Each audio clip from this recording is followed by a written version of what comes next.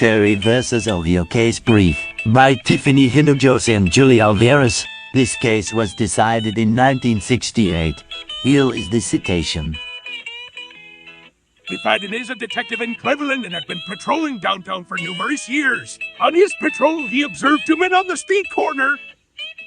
The men were seen by Detective Fadden taking turns walking up and down the street.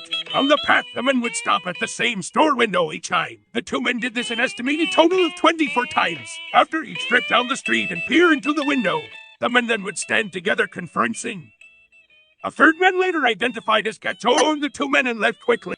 Fadden approached the three and identified himself as an officer. The men mumbled something amongst themselves. The officer ordered that the three men enter a store. In the store, the officer removed the petitioner's coat and found a revolver, which he removed.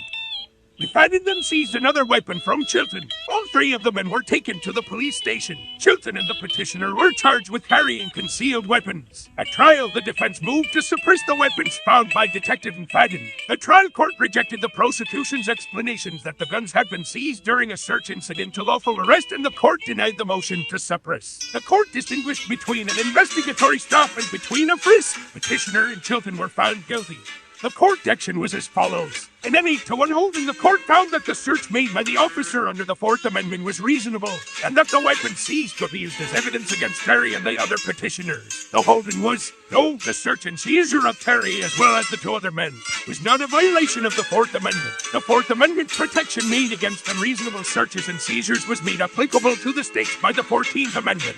It was made to protect people, not places, and thus is a right that is given to the citizen no matter the place. If a police officer has reasonable grounds to believe that he is dealing with an armed individual, he may reasonably search for the weapons, regardless of whether or not he has probable cause to arrest the individual.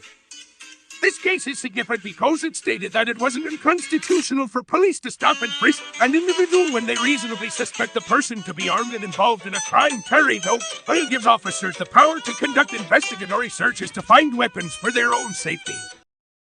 Thank you all for watching. You have been an amazing audience.